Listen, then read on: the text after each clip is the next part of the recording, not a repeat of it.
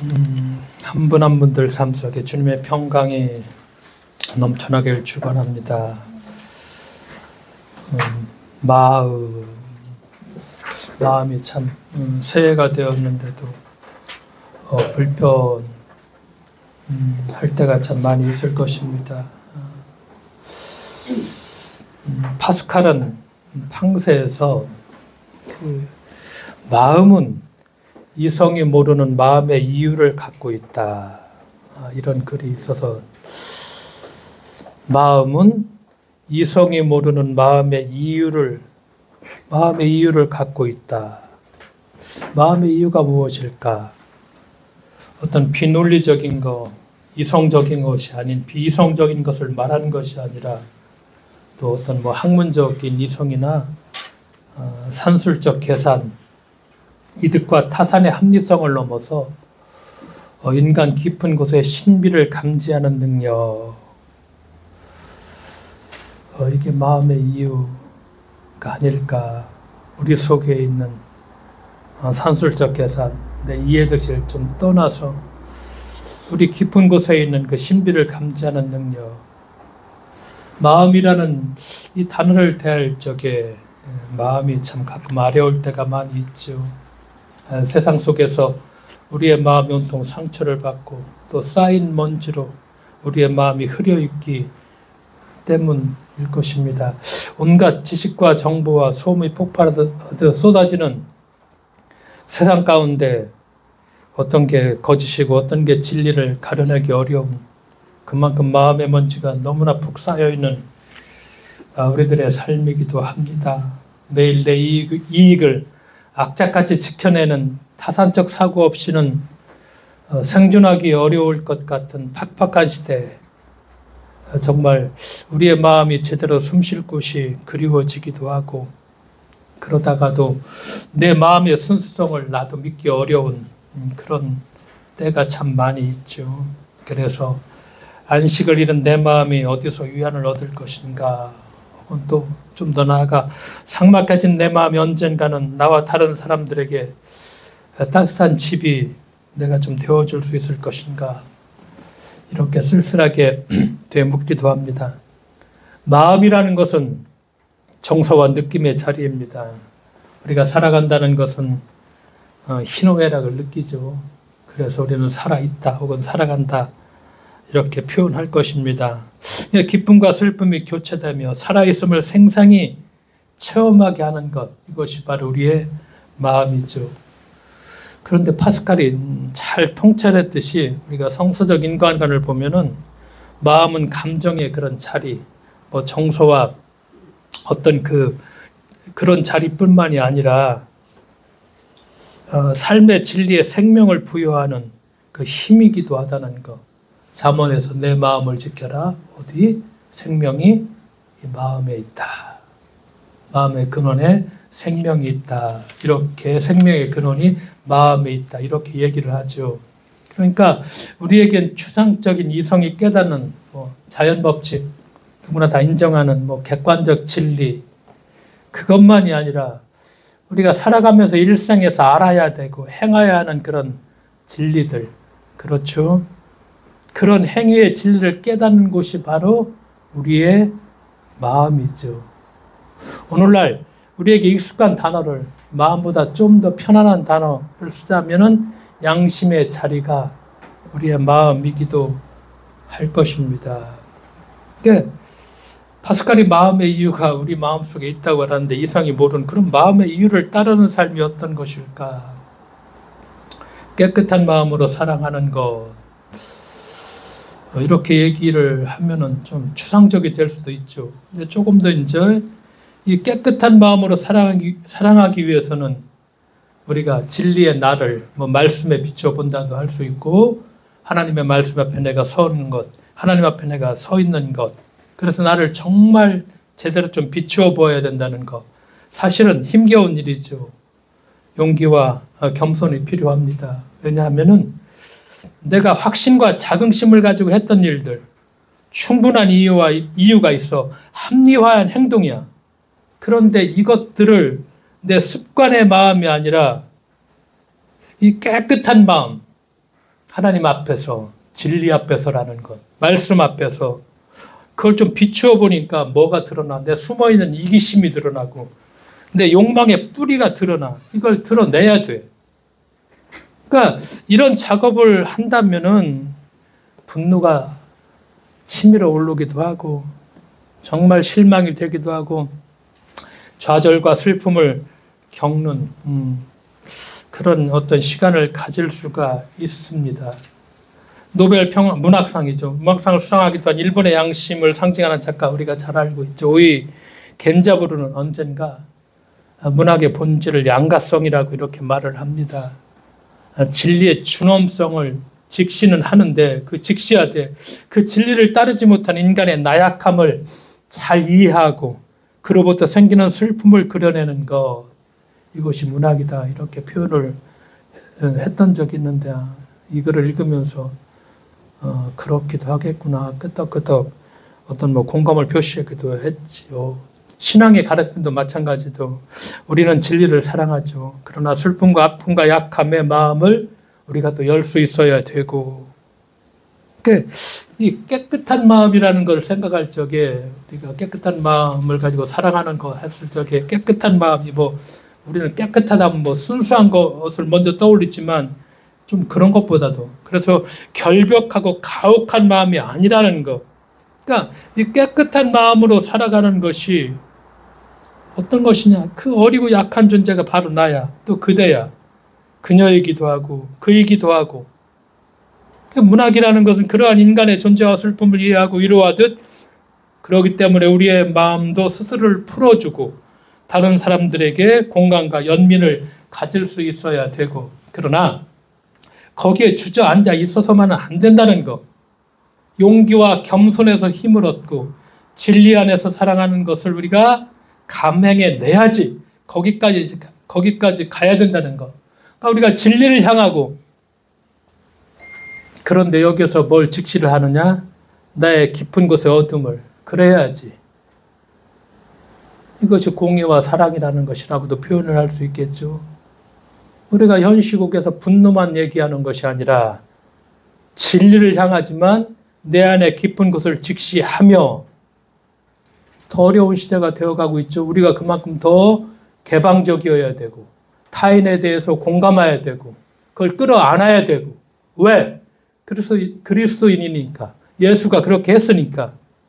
그러니까 오직 나를 사랑하는 하나님의 따뜻한 손길을 느낄 적에 내가 그 어려운 일을 충분히 감당해낼 수 있는데, 근데 여기서 기억해야 될 것이 있습니다.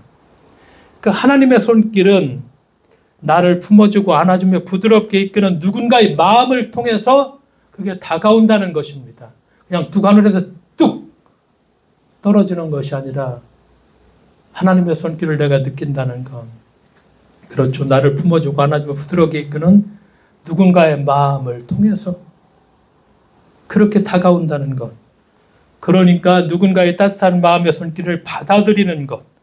또 누군가에게 따뜻한 마음의 손길을 내가 내밀 수 있다는 것.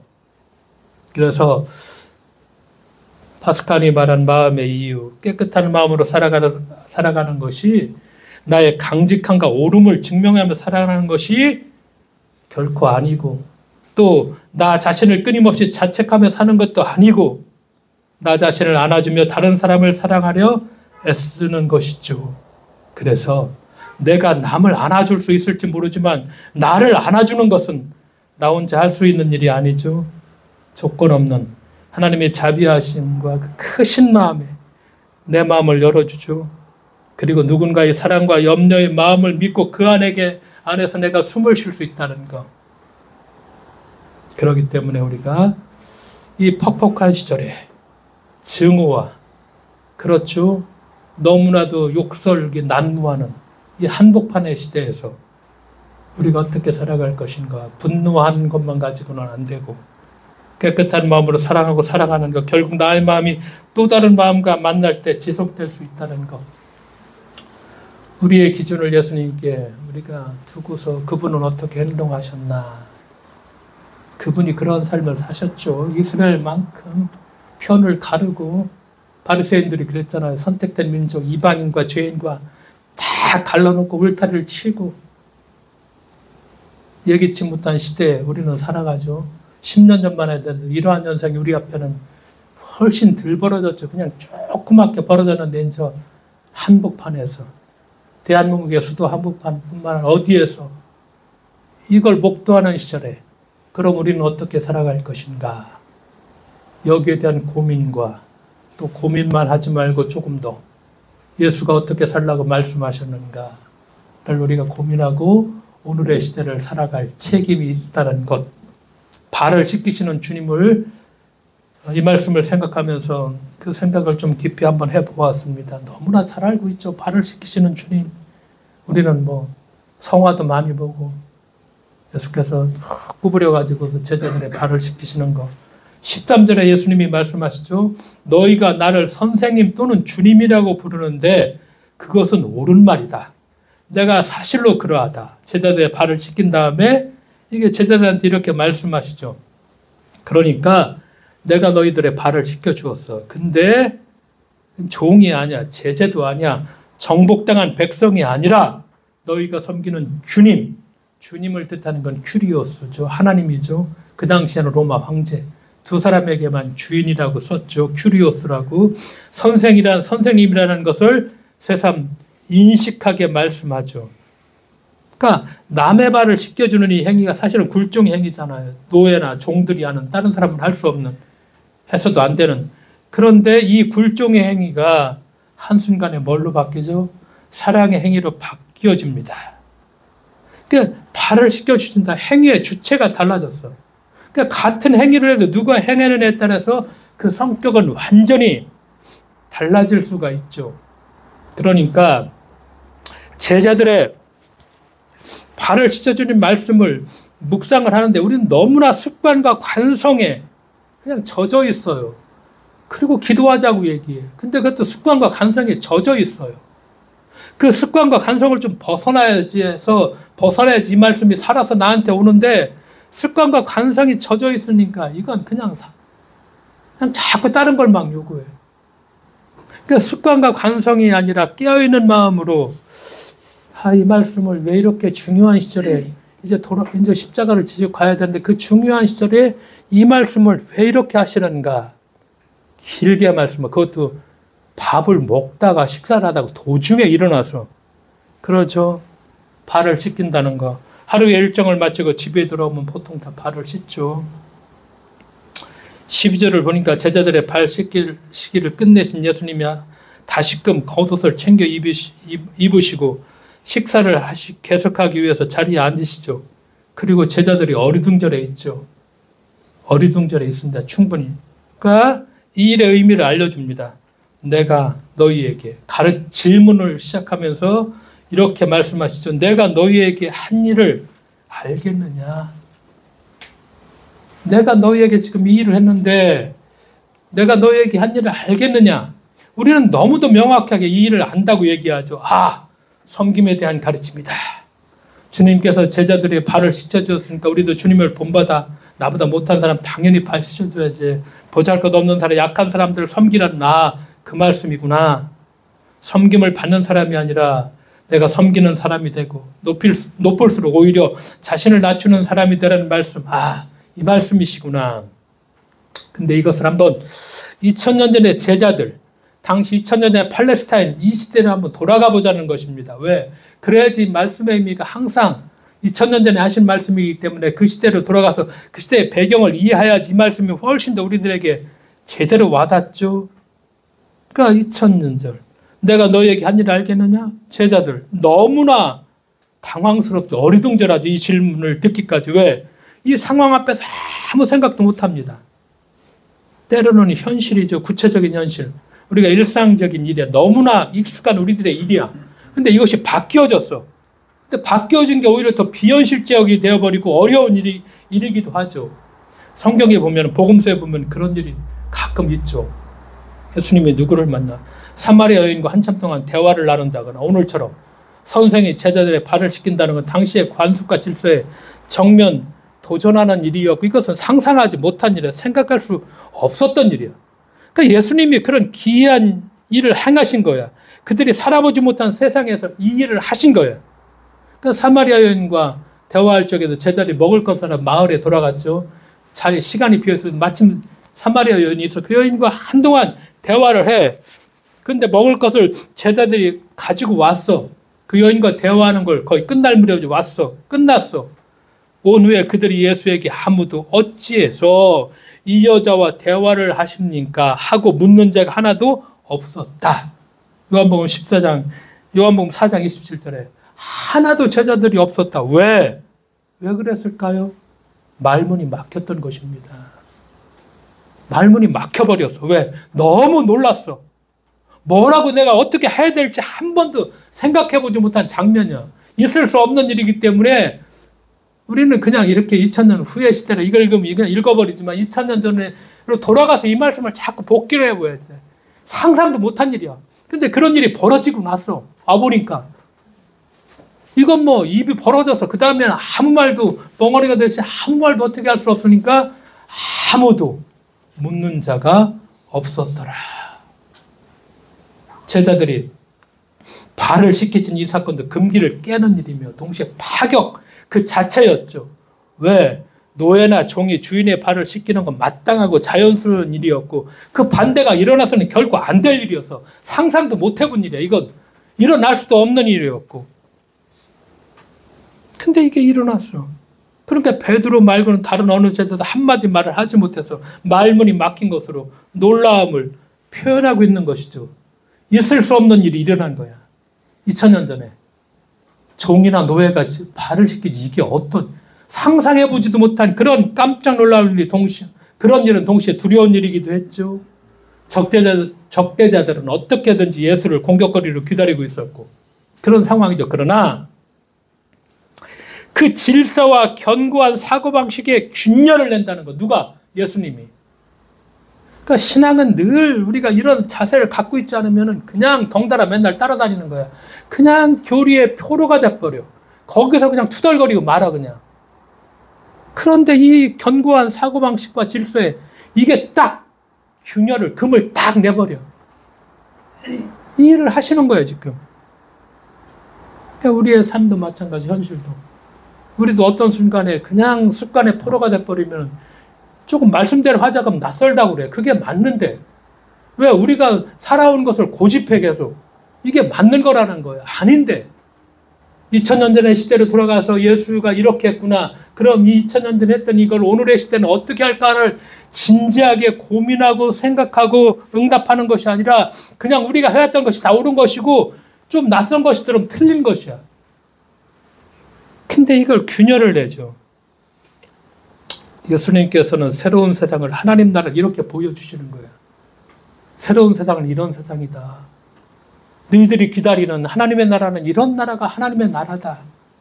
이런 걸 행동을 통해서 하나씩 하나씩 보여주시면서 말씀하고 있죠. 그리고 우리가 이 4, 5절을 보면 예수님이 제자들을 발을 씻기는 동작을 묘사하는 동사가 7개가 등장을 하죠.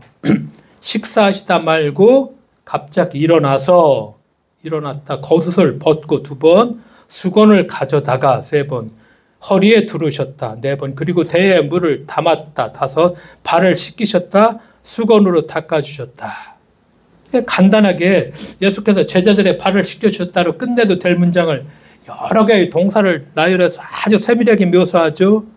그러니까 이 부분을 강조하고 이 부분이 사건의 절정임을 알려주기 위해서이고, 그러면서 우리는 그 장면을 우리가 듣는 시대에는 눈에 그려보듯 이미지로 기억될 수가 있죠. 이렇게 그냥 뭐 발을 씻겨 한마디만 하니 아니라 이렇게 자세하게 그 당시에는 주로 듣는 시대였기 때문에 이걸 들려주니까 실제로 어떤 효과가 있대? 영상의 효과가 있는 거야. 그랬구나. 이분이 밥 먹다가 일어나시네. 이렇게 하시네. 이렇게 하시네. 또 이렇게 하시네. 이렇게 하시네. 구체적으로 이미지를 살려주죠. 그래서 그 말씀을 제대로 깨닫게 해주죠. 그래서 제자들의 발을 다 씻기 전에 다시 자리에 앉으셔서 그들에게 말씀하시죠. 너희들의 선생이라고 주인이라고 부르는 내가 너희의 발을 씻겼으니 너희가 서로 발을 씻겨 주어야 한다. 어려운 일을 시작하죠. 너희들이 이제 본대로 행했는데 이것이 뭐가 돼? 의무가 되는 거야. 하지도 말고 뭐 해도 돼. 그냥 대충 해도 안 돼가 아니라 해야 한다. 근데 여기서 해야 한다는 뜻인 헬라어는 오테일로, 빚을 지다라는 뜻. 그러니까 우리가 빚을 진다는 건 무거운 짐 같은 것이 아니라 기꺼이 짊어지는 사랑의 빚이라는 것. 사랑의 빚을 졌다. 그리고 이 말씀의 핵심은 서로에 있죠. 서로. 참 어려운 얘기를 하십니다. 왜? 예수께서 우리의 발을 씻겼으니 우리도 예수의 발을 씻기는 건 마땅하다. 이건 너무나 그렇지. 맞아. 근데 이 말이 아니야. 예수님의 발이라면 너도 나도 막 씻겨드리려고 하죠. 아무리 흙과 먼지로 범벅이도 우리의 스승인데 다 씻겨주려고 하고 뭐 거기까지 안 가더라도 조금 우리 높은 사람, 나에게 영향력을 행사하는 사람, 그렇죠. 나한테 뭔가를 줄 수 있는 사람이라면 막 가서 얼마든지 발을 씻겨줄 수가 있죠. 그런데 같은 마음으로 서로를 대한다는 것, 참 이게 얼마나 가능할까? 이것이 가능하려면 서로를 주님 대하듯 하지 않으면 어려운 것입니다. 그 어려운 명령을 우리들한테 하십니다. 그렇게 해야 된다고. 그건 마음의 방향이 서로를 향하지 않으면 되지 않는 일이죠. 근데 해야 돼. 이 실천을 통해서 몸으로 우리가 섬긴다는 거, 겸손을 배울 수 있다는 것이죠. 그런데 이때의 겸손이 단순히 자신을 낮추어 생각하는 것이 아니라 자신에 대해서 정말 덜 생각하는 것, 더 나아가서 자신을 초라하게 하는 것이 아니라 자신을 전혀 생각하지 않는다는 것, 자기를 향하는 것을 부정하는 것이죠. 왜? 겸손하려고 내가 노력해. 이건 결국 자신을 향해죠. 그러니까 겸손이 아니게 될 수 있어. 자신을 부정하는 거야. 나를 생각하지 않는 거야.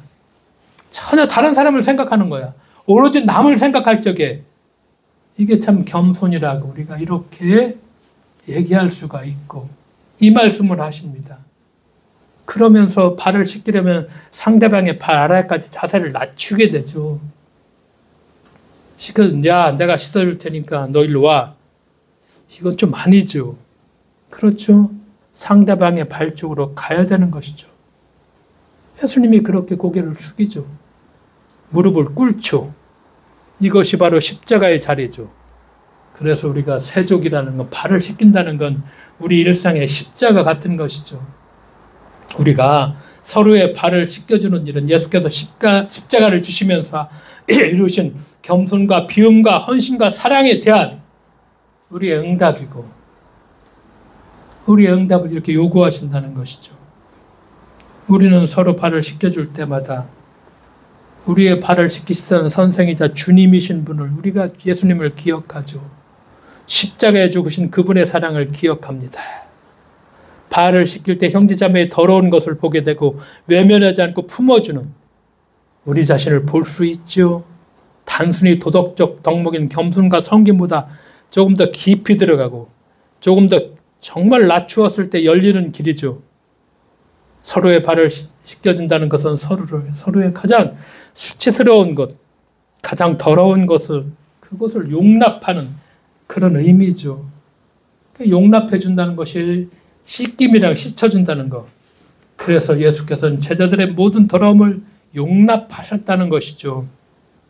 우리가 서로의 추한 면, 부끄러운 면, 보이고 싶지 않은 면을 그저 용납해 줄 수 있는 것이 발을 씻겨준다는 그 행위, 세족의 어떤 의미죠.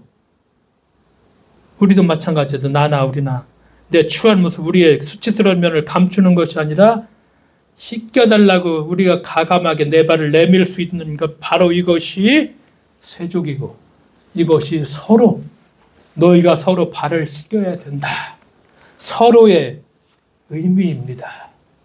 서로 받아주는 동시에 자신을 내어줘야 된다는 것. 그래서 나에게 발을 씻기라가 아니라 너희가 서로 이렇게 발을 씻기는 것이 마땅하다. 이렇게 해라.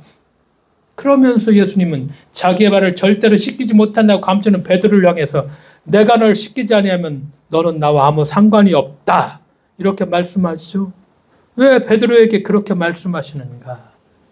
이건 우리도 사실 그렇죠. 우리도 우리 자신의 연약함을 남에게 보이기 힘들어하죠. 강한 척하기도 하고 아무 흠이 없는 것처럼 힘을 주기도 하고 누가 내 정말 흠을 볼까 봐 내 가장 수치스러운 것을 볼까 봐 전전긍긍합니다. 이것은 내 발을 절대 씻기지 못한다고 저항하는 베드로의 모습이 바로 우리들의 이런 모습들이 있죠. 우리도 우리의 허물을 드러내지 못한다면 서로의 약점이라는 것을 포용하지 못한다면 서로 상관이 없는 그런 사이일 뿐 그냥 뭐 모여서 그런 사이일 뿐이죠. 뭐 냉정하게 거기다 뭐 자꾸 뭐 다른 걸 씌워 붙여봤자 냉정하게는 서로 상관이 없는 그런 사이일 뿐이죠. 그냥 서로 발을 절대로 씻기지 못한다고 하는 베드로가 발뿐이 아니라 손과 머리까지 다 씻겨달라고 오버를 하죠. 그러니까 예수님이 이미 목욕한 사람은 온몸이 깨끗하다고 하시면 너희는 깨끗하다. 왜 발만 닦아주셨는데 그들이 모두 목욕한 사람이 되어버렸죠? 발은 가장 더럽고 수치스럽고 부끄럽고 감추고 싶은 것이죠. 그래서 발은 자기 손으로 씻지 않고 가장 미천한 신분인 노예에게 씻도록 내맡기는 그런 부분이죠. 그렇기 때문에 발을 씻어 주셨다는 것은 단지 신체의 더러운 부분을 씻기셨다는 것, 이것을 의미하는 것이 아니라 내가 용서받았다. 주께 완전히 내가 용납이 되었다. 내 죄가 주님 앞에서 온전히 용서되었다. 우리가 말한 연락되었다. 이렇게 표현할 수도 있겠죠. 나를 완전히 모든 것을, 내 어떤 것도 다 그분이 기꺼이 받아주셨다. 이 말씀을 하시고 계십니다. 그러면서 내가 본을 보였으니 서로에게 그 일을 행하여 이제는 의무로 어떤 사랑에 내가 비쳤다는 것, 그 빛으로 감당해야 하는 그런 사랑으로 우리가 바뀌어버렸죠. 우리가 예수의 말씀을, 성경 말씀을 읽죠. 또 좋은 설교를 들었다고 은혜 받았다 감동했습니다. 근데 우리의 신앙은 딱 여기까지죠. 이건 신앙이 아니죠. 사실은 그대로 살 적에 신앙인 그리스도인이죠. 내가 살려고 진짜 몸부림칠 적에 그때 우리가 정말 신앙인이라고 내가 예수 믿는다고 고백할 수 있죠. 흉내만 내고 있죠. 보통들은 다.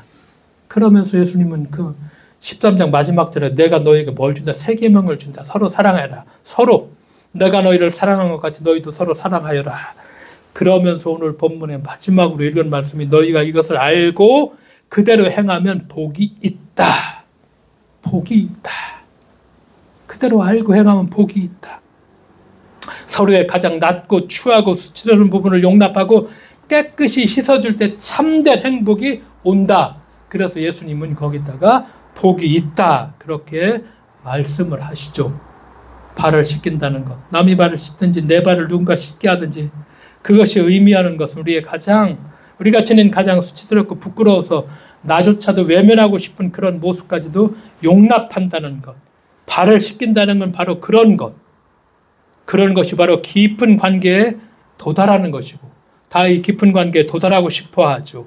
아이는 부모에게 자신의 모든 것을 내보여도 전혀 부끄럽지 않죠. 아담과 하와가 발가벗었으나 부끄럽지 않았다고 고백하죠. 우리가 서로의 발을 씻어줄 수 있다면 그의 가장 비참한 면도 받아줄 수 있다면 그래서 예수님 그들은 행복하다, 복이 있다 이렇게 말씀합니다. 그러기에 우리가 서로에게 조금 더 가까이 다가가고 조금 더 용납하고 용서할 수 있는 서로에게서 자기 자신을 볼 수 있기를 서로 연약함을 보여주기를 그래서 예수께서 말씀하신 대로 서로 발을 씻어줄 적에 행복하고 복된 우리들의 삶을 살아가는 그런 우리가 되어야만 하겠습니다. 기도하겠습니다. 하나님 아버지 감사드립니다. 2000년 전에 제자들의 발을 씻기셨던 말씀을 2000년 후에 너무나도 다른 세상에 살고 있는 저희들이 이 말씀을 묵상합니다. 전혀 다른 세상이지만 그러나 이 전혀 다른 세상에서 주께서 말씀하셨던 것을 우리가 어떻게 행할 수 있을 것인가 고민하고 조금 더 우리가 결단하고 주를 따르겠습니다. 이렇게 고백할 수 있는 저희들 될 수 있도록 주께서 일으켜 세워주실 것을 믿으며 예수님의 이름으로 기도드리옵나이다. 아멘.